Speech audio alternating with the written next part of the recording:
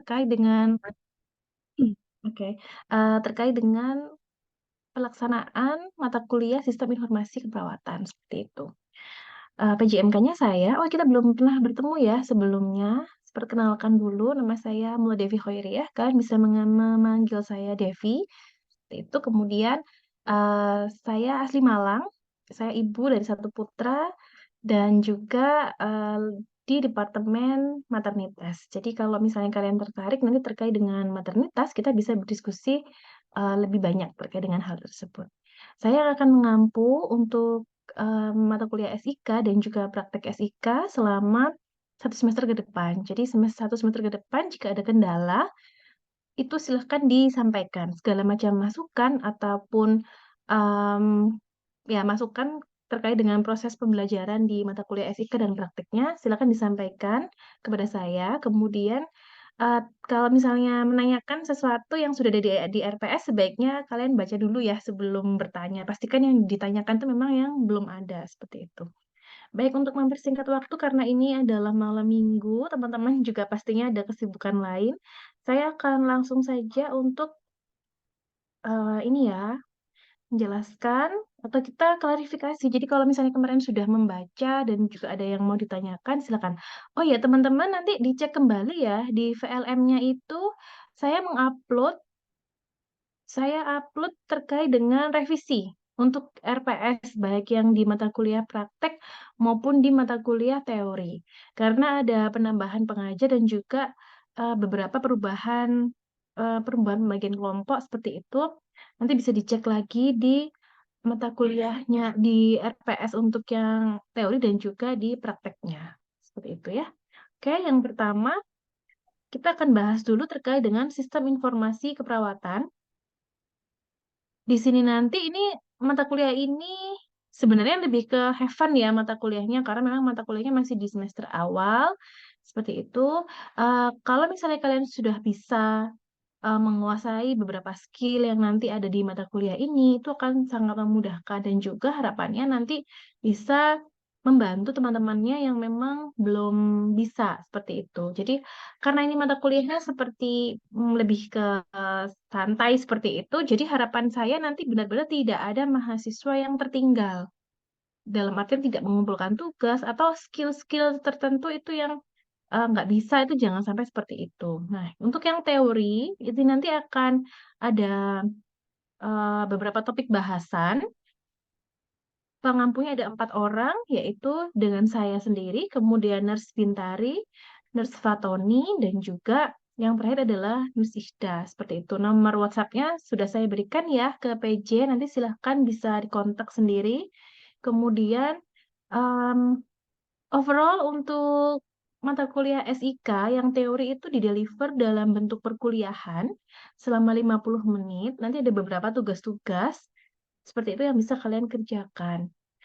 Yang akan kita bahas adalah terkait dengan seperti ini, kita akan belajar bersama-sama, yang kalian pasti sudah sangat familiar ya, karena pandemi kemarin memacu kita untuk lebih, eee, mengenal atau lebih berliterasi dalam hal teknologi, seperti itu. Nah, nanti kita akan membahas terkait dengan teknologi dan sistem informasi, kemudian nursing informatics.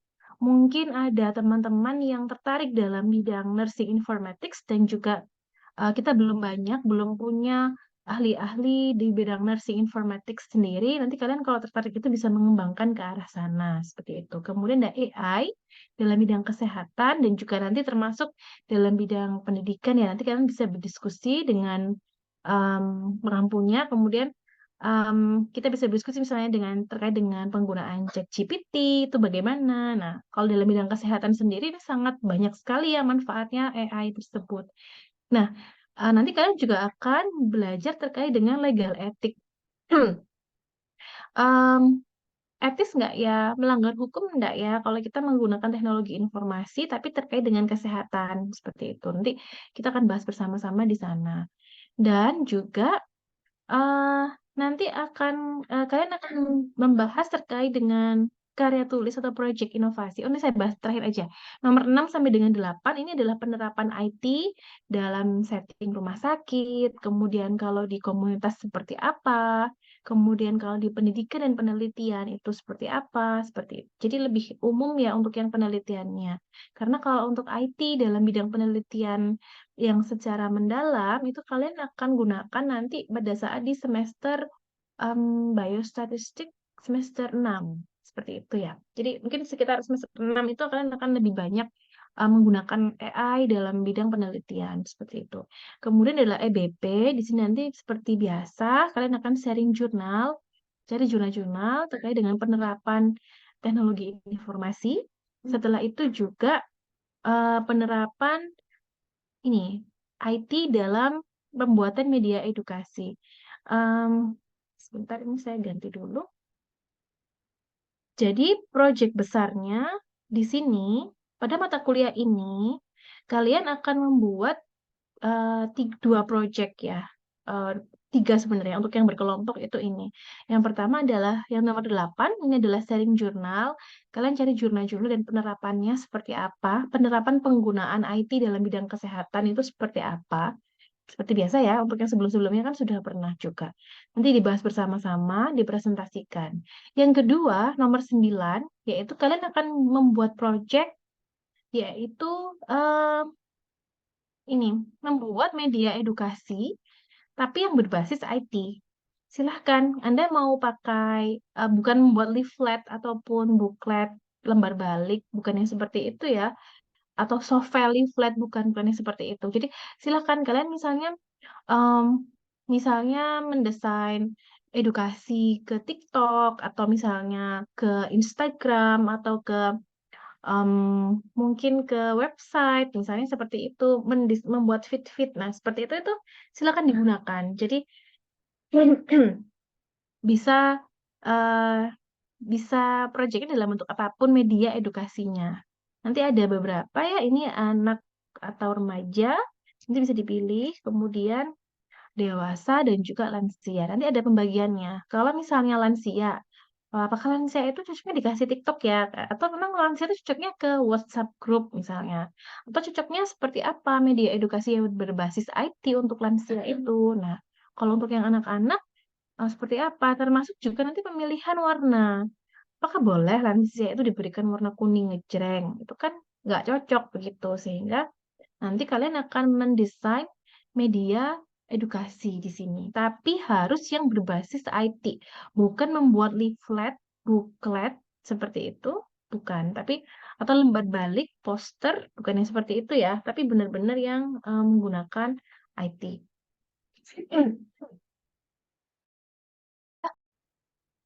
Membuat proyek inovasi. Jadi membuat proyek inovasi ini sudah bisa dikerjakan selama 1 semester ini. Kita beri waktu selama 1 semester. Di akhir nanti kalian bisa, di akhir nanti kalian bisa em, mempresentasikan. Kalian bikin proyek apa seperti itu. Saya sudah memberikan contoh di VLN, nanti bisa dicek di sana. Sistem informasi, sebentar nanti dicek ya.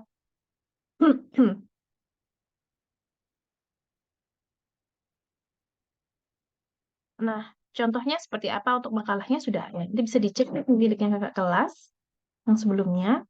Kemudian saya balik lagi untuk yang ini. Nah, kalian akan membuat project. Projectnya seperti ini. Jadi ini seperti gagasan tertulis ya. Angen-angen kalau kalian punya uang banyak, Anda mau bikin project berbasis IT itu apa? Beda ya, kalau yang nomor 9 itu adalah media edukasi saja. Kalian bikin satu topik, misalnya topik terkait dengan hipertensi. Ya udah kalian bikin media edukasi, misalnya edukasi melalui Instagram, bikin feed terkait dengan hipertensi pada remaja misalnya. Kan udah banyak tuh anak remaja yang hipertensi juga. Atau misalnya kanker serviks pada lansia. Nah, itu satu topik saja seperti itu dan spesifik ya. Tapi kalau untuk yang proyek inovasi itu bebas, kalian bisa menentukan sendiri proyeknya itu untuk apa? Sebagai gambarannya begini, ini angan-angan saja, jadi jangan membayangkan kita akan mengeluarkan dana besar untuk membuat proyek ini. Saya mau bikin website, saya mau bikin aplikasi di iPhone atau di Android misalnya seperti itu, jangan membayangkan seperti itu. Jadi benar-benar yang masih angan-angan ya kalau kita punya uang banyak, saya melihat masalah di kesehatan di masyarakat itu apa yang itu yang solusinya adalah, memperbaiki dalam bidang IT-nya, seperti itu. Nanti kalian bisa saya contohnya kan kayak gini, mmm, ini paling gampang ya, kita itu kan biasanya kalau kita sakit di Malang, kita akan periksa, kita akan dapat, rekam medis ya. Tapi ketika di rumah sakit A, tapi ketika kita pergi ke Surabaya, kemudian kita sakit di sana, kita akan datang lagi, kita akan dilakukan pemeriksaan dari awal lagi di rumah sakit tertentu.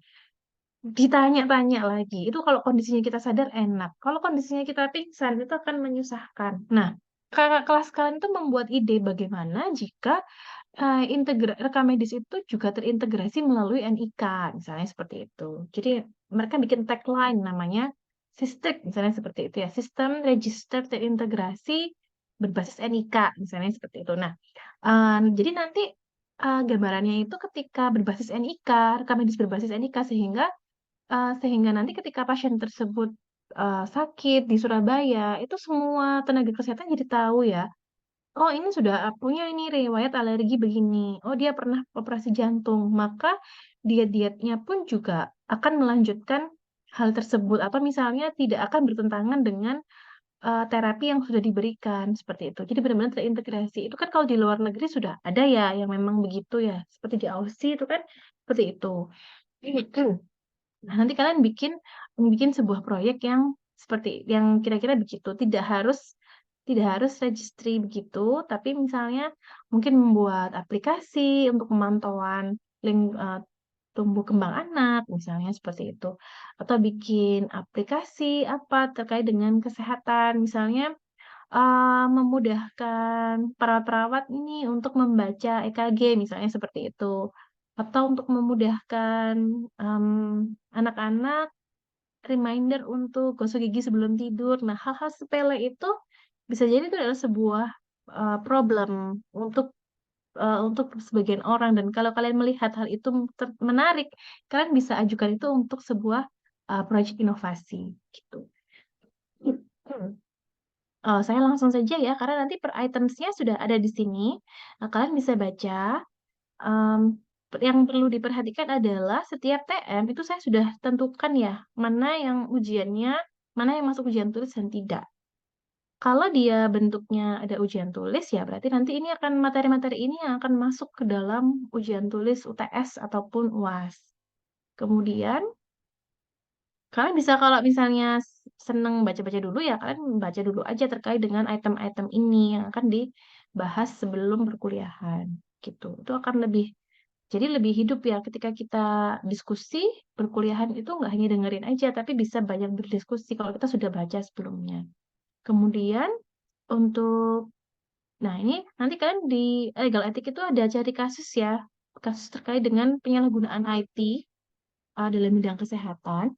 Saya lanjut saja, nanti bisa dicek di RPS-nya, untuk yang project. Kemudian project ini adalah sharing jurnal tadi, kemudian ada membuat media edukasi, dan yang terakhir adalah eee, finalnya itu adalah project inovasi. Ada 2 kali TM, TM yang pertama kita akan membahas, di minggu terakhir tanggal minggu 14 itu, Anda akan mempresentasikan terkait sejauh mana sampai dengan nanti di minggu berikutnya, karena hanya 50 menit ya, maka kami bagi 2, di 50 menit berikutnya adalah membahas produknya itu seperti apa, begitu. Eee, Tolong dikerjakan dengan baik karena untuk hasil project ini skornya besar sekali sehingga kalian nanti, kalau tidak mengumpulkan atau namanya memang tidak dicantumkan oleh kelompok karena tidak mengerjakan, ya Anda akan sangat banyak kehilangan, nilai untuk di sana, seperti itu. Begitu. Eee, jadi ini ada beberapa hal yang persentase-persentasenya juga, untuk UTS itu dan UASnya adalah 40%. Lainnya 60%-nya akan dicapai dalam bentuk studi kasus, kemudian proyek-proyek, dan juga mengerjakan kuis. Jadi kalau kalian hanya mengandalkan ujian tulis aja, itu nilainya cuma 40%. Kalau kalian dapat nilai 100 untuk ujian tulis, Anda hanya akan dapat 40 poinnya, karena yang terbesar adalah penugasannya. Jadi, saya ingatkan lagi, tolong dikerjakan sebaik mungkin. Dan teman-teman saya berikan kebebasan ya untuk menyetorkan ke saya siapa-siapa saja yang berkontribusi di sana. Dan kalau kalian mau, kalian bisa menuliskan kontribusinya berapa persen seperti itu. Jangan sampai yang hanya membuat cover ataupun presentasi, dia mendapatkan nilai yang bagus juga. Seperti itu sama dengan yang berpikir keras untuk merumuskan isi dalam makalah tersebut. Kayak gitu. Karena nanti saya membebaskan kalian untuk menentukan persentase dari masing-masing anggota kelompok itu berapa. Dari 100% itu berapa, gitu. Kalau memang tidak mengerjakan, tidak ditulis pun juga nggak apa-apa. Saya sudah sering menjumpai hampir setiap semester, setiap tahun, ada saja mahasiswa yang seperti itu. Karena memang nggak mengerjakan, ya sudah nggak usah ditulis, kayak gitu. Itu it's okay, fair-fair aja kita. Jadi biar tahu teman-teman juga memiliki komitmen juga, tidak hanya numpang nama, seperti itu ya. Itu, kemudian untuk tugas-tugasnya nanti sudah saya sampaikan di sini. Semisal nanti ada yang belum dipahami, bisa ditanyakan. Tetapi kalau itu sudah tertera di RPS, sebaiknya tidak ditanyakan. Jadi benar-benar ditanyakan ketika memang belum ada di RPS tersebut. Seperti itu ya. Kemudian untuk penilaian-penilaiannya juga rubriknya sudah ada. Kalau kalian pengen dapat skor sangat baik ya, Anda harus seperti apa itu sudah tertuang semua di RPS. Jadi bisa dipelajari lebih lanjut. Seperti ini. Itu untuk yang teori. Jadi selama 50 menit per minggunya kita akan belajar terkait dengan penerapan IT dalam bidang kesehatan, termasuk juga proyek-proyeknya yang harus kalian kerjakan. Kita beri waktu selama 1 semester ya untuk mengerjakan proyek itu di akhir. Jadi harapannya ya waktunya dipersiapkan dengan sangat baik. Seperti itu. Saya lanjut untuk yang mata kuliah kedua adalah praktek SIK. Jadi untuk mata kuliah praktek SIK ini lebih menyiapkan kalian untuk bagaimana bisa membuat paper, mengorganisasi makalah, terutama untuk tugas akhir nanti ya, itu dengan lebih bagus. Saya belum tahu ya di kelas ini berapa banyak sih yang terbiasa menggunakan reference manager untuk Zotero, untuk Heading, kemudian juga bisa menjadikan dalam satu file itu ada Romawi, halamannya dalam bentuk Romawi, dalam bentuk angka, itu sudah jadi satu. Seperti itu mungkin sudah ada ya di antara kalian. Mungkin juga ada yang belum bisa sama sekali. It's okay, tidak apa-apa. Untuk startingnya kita bisa beda-beda. Ada yang sudah bisa, ada yang belum bisa, seperti itu. Tapi nanti di akhir kompetensinya harus tercapai semuanya, seperti itu. Karena untuk mata kuliah praktek SIK ini adalah mempersiapkan kalian menyusun tugas akhir bukan dalam arti kontennya ya, tapi lebih ke pengorganisasian makalah. Dan itu tidak hanya tugas akhir, untuk tugas-tugas di semester berikutnya itu bisa dipakai. Begitu. Karena topik bahasan yang akan kita bahas adalah seperti ini ya, teknologi dalam penulisan karya ilmiah melalui MS Word atau Google Documents, karena itu yang paling paling banyak dipakai ya. Atau kalau misalnya kalian pakai yang lain ya silahkan, tapi ada beberapa kita ambil yang mayoritas dipakai. Mungkin pengguna Apple mereka punya sendiri ya. Tapi untuk yang secara umum yang akan kita pakai adalah pakai MS Word dan juga atau Google Documents seperti itu. Kemudian untuk searching literatur, mungkin kalian sudah bisa ya cari jurnal melalui Google Scholar, kemudian melalui PubMed, atau melalui search engine yang lainnya. Tapi saya harap nanti kalian bisa menggunakan Boolean Logic, atau juga kompetensi adalah kalian bisa menggunakan Boolean Logic dan juga bisa mencari keywords-keywords yang sesuai dengan jurnal yang dipakai. Kemudian kompetensi yang berikutnya adalah menggunakan reference manager dan juga kutipan. Kalau ini wajib. Jadi harus nanti di akhir harus bisa menggunakan either Zotero ataupun Mendeley, itu harus bisa, begitu. Jadi di laptopnya kalian nanti harus terinstall Zotero atau Mendeley. Kalau bisa terinstall keduanya, itu nggak apa-apa, itu bagus seperti itu. Kalau salah satunya, saya itu salah satunya aja sudah ada, harus ada seperti itu. Karena nanti kita akan prakteknya adalah ya, kalian mempraktikkan di depan kita semua terkait dengan bagaimana penggunaan Zotero, bagaimana menggunakan Mendeley, seperti itu. Dan yang terakhir adalah presentasi. Ini kalian bisa menggunakan presentasi dengan PowerPoint atau dengan Canva atau dengan Google Slide, misalnya seperti itu. Yang terpenting adalah yang selama ini kita amati itu kadang poin-poin atau pakem-pakem dalam presentasi profesional itu terlewatkan. Jadi adik-adik itu sukanya menaruh gambar-gambar yang tidak ada kaitannya dengan konten. Karena misalnya background ini lo lucu, nurse ada anak kecil, misalnya gerak-gerak atau apa, item-item yang itu nggak nyambung. Padahal kita sedang bicara terkait dengan kanker serviks, tapi gambarnya misalnya kayak kartun-kartun yang lucu-lucu, imut-imut itu nggak nyambung kayak gitu. Kalau untuk presentasi profesional itu nggak banget gitu. Jadi harus yang lebih baik kalian eh, tampilkan yang memang sesuai dengan apa yang akan dipresentasikan seperti itu. Nah, nanti di dalam sini, oh maaf ini kekurangan satu lagi ya. Jadi ada Nurse Ida juga nanti pengampunya, saya rasa di sini sudah ditulis ya. Oke, nanti untuk yang mata kuliah revisinya dari RPS praktek itu hanya menambahkan ini pengajarnya dan juga tolong dicek lagi waktu dan juga tempatnya ya. Karena kemarin yang saya upload itu masih jadwal yang versi tempat yang pertama, kemudian ada revisi lagi ya dari pihak akademik. Nanti tolong setiap kelas juga dicek lagi di mana perkuliahan praktikumnya. Untuk yang reguler satu, kelompok satu itu merujuk ke reguler satu ya. Reguler satu nanti dengan saya, kita akan bersama-sama selama 16 TM. Reguler 2 dengan Nurse Bintari, reguler 3 dengan Nurse Fatoni, reguler 4 dengan Nurse Ida Ulia. Seperti itu. Jadi nanti uh, bagaimana jalannya perkuliahan tersebut akan kami serahkan ke masing-masing dosen pengampunya. Tapi kita tidak akan melenceng dari kompetensi yang akan dicapai seperti itu ya. Em, seperti itu saja. Untuk yang untuk yang praktik ini sebentar-sebentar saya bahas dulu kembali ke masa makalah yang inovasi ya. Gambarannya secara umum nanti kalian tetap mencantumkan fiturnya ya. Mungkin sudah ada yang mendownload ya. Jadi kalian membuat kayak misalnya saya mau bikin website nurse, boleh, nggak apa-apa, tapi cukup tampilan-tampilannya aja.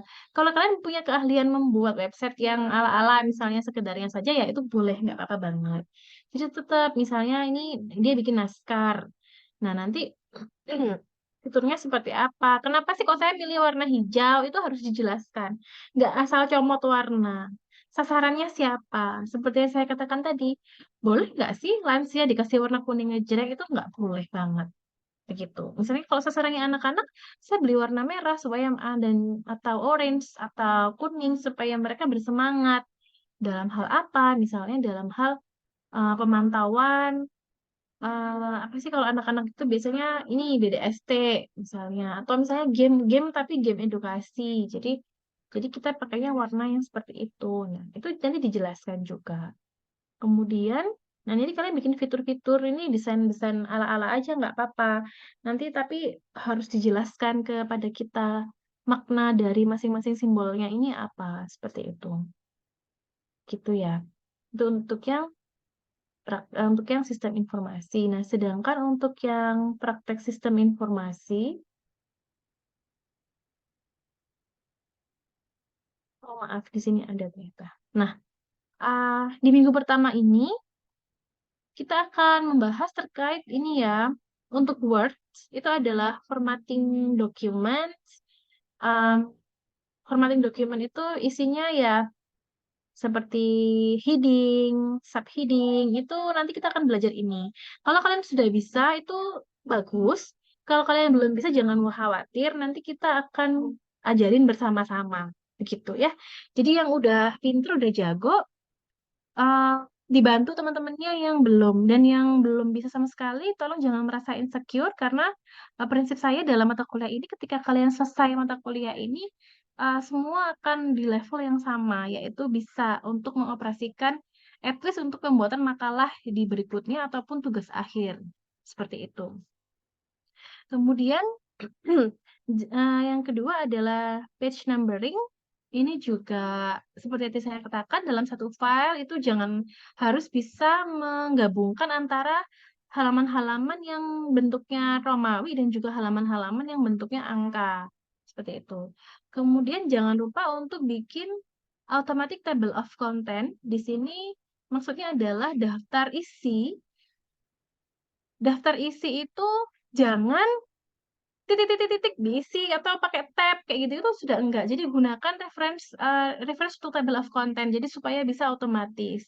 Kemudian juga akan ada caption dan cross references, ini dipakai untuk, ketika kita mau misalnya gambar ke berapa, nah itu tuh supaya tidak amburadul nanti akan belajar hal itu. Termasuk juga yang terakhir adalah review panel.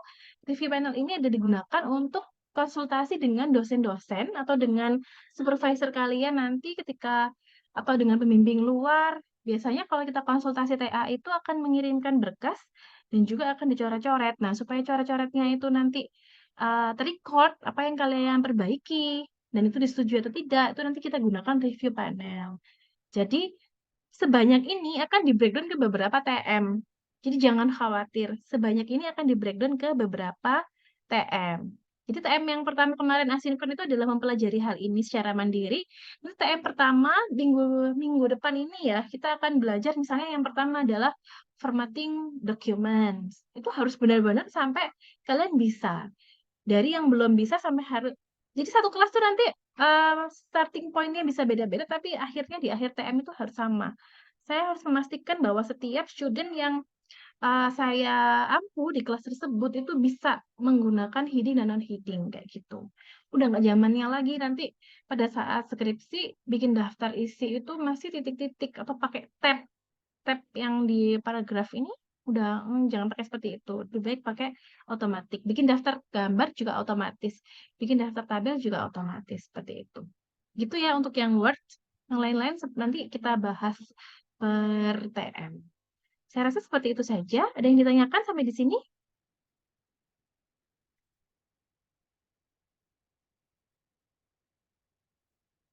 Cukup? Nanti silakan di-download lagi untuk RPS-nya terkait dengan beberapa perubahan-perubahan tadi. Dipelajari kembali apa yang, tugasnya itu apa, yang pasti adalah untuk yang sistem informasi keperawatan teori, kalian ada 3 project berkelompok. Project yang pertama adalah, sharing jurnal, project yang kedua adalah,